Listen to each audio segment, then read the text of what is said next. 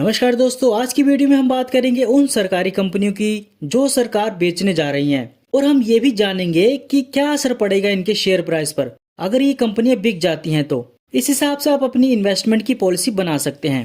दरअसल आम चुनाव के चलते सरकार ने अपनी कंपनियों की बिक्री की योजना जो थी उसको कुछ समय के लिए होल्ड कर रखा था, लेकिन एक बार फिर से कंपनियों की बिक्री की खबर आने लगी है। सरकार लंबे समय से पेंडिंग पड़े इस काम को पूरा करना चाहती है और इसके नए नए रास्ते तलाश कर रही है। जानकारी के मुताबिक सरकार 8 पीएसयू कंपनी को बेचने की तैयारी में है और इसमें सबसे ज्यादा फर्टिलाइजर्स की कंपनियां हैं। जानकारी के मुताबिक सरकार कंपनियों की स्ट्रेटेजिक सेल की योजना रिवाइव कर सकती है। सूत्रों के मुताबिक 8 सरकारी फर्टिलाइजर्स कंपनियों को बेचने की तैयारी है। यह प्रोसेस अगले फाइनेंशियल ईयर में शुरू किया जा सकता है और इसके साथ ही बंद पड़े कुछ यूनिट्स को फिर से शुरू करके बेचा जा सकता है।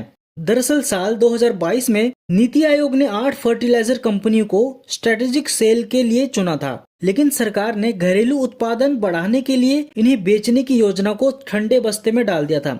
और इसका सबसे बड़ा कारण है रशिया और यूक्रेन का युद्ध, क्योंकि भारत का फर्टिलाइजर का सबसे ज्यादा आयात रशिया और यूक्रेन से ही आता है। अब एक बार फिर से इसको बेचने की खबर आ रही है। तो चलिए जानते हैं हम कि कौन सी वो 8 कंपनियां हैं जिनके नाम शामिल हैं। देखिए, एक रिपोर्ट के मुताबिक इसमें Brahmaputra valley fertilizers corporation limited, fertilizers and chemicals, Travancore, FCI, Aravali gypsum and minerals limited, Madras fertilizers limited, national fertilizers limited, Rashtriya chemicals and fertilizers corporation limited और हिंदुस्तान फर्टिलाइजर्स कॉर्पोरेशन लिमिटेड शामिल है। इसके अलावा गोरखपुर, सिंदरी, तालचेर और रामगुंडम में मौजूद फर्टिलाइजर कॉर्पोरेशन की गई नई यूनिट्स भी शामिल हैं। सूत्रों का कहना है कि अभी इस बारे में योजना चर्चा स्तर पर है और जल्द ही फाइनल निर्णय लिया जा सकता है, लेकिन वित्त मंत्रालय और डिपार्टमेंट ऑफ फर्टिलाइजर्स ने इन सारे सवालों का जवाब नहीं दिया है।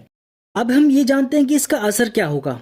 एक इन्फॉर्मर ने कहा है कि केंद्र सरकार इसके बाद ही फर्टिलाइजर्स पीएसयू के डिसइन्वेस्टमेंट पर काम किया जाएगा। सरकार की योजना इस साल के अंत तक यूरिया के आयात में 30% की कमी लाना है। सरकार ने फर्टिलाइजर्स पर दी जाने वाली सब्सिडी में भी भारी गिरावट की है। हालांकि हिस्सेदारी बिक्री से सब्सिडी पर कोई असर नहीं पड़ता। जानकारों का कहना है कि पुराने प्लांट को फिर से चालू करके नए प्लांट स्थापित करने में घरेलू उत्पाद में 20% तेजी आई है और आयात में 10% गिरावट भी आई है। 2024 में सरकार ने 7 मैट्रिक टन यूरिया आयात किया था, जो पिछले साल के 7 मैट्रिक टन से ज्यादा था। अगले फाइनेंशियल ईयर तक तो अभी बहुत समय है, लेकिन आपको उन 8 पीएसयू कंपनियों में से जो 5 लिस्टेड कंपनियां हैं उनके बारे में नजर रखनी होगी। उन कंपनियों में से 5 कंपनियों के नाम इस प्रकार हैं। सबसे पहला आईएफसीआई, दूसरा फर्टिलाइजर एंड केमिकल और 5वां है राष्ट्रीय केमिकल्स, तीसरा है मद्रास फर्टिलाइजर, चौथा है नेशनल फर्टिलाइजर। आप इन सारे स्टॉक्स पर नजर बना सकते हैं। अगर ये कंपनियां हाई रेट्स पर बिकती हैं तो इनके प्राइस बिल्कुल ऊपर जाएंगे।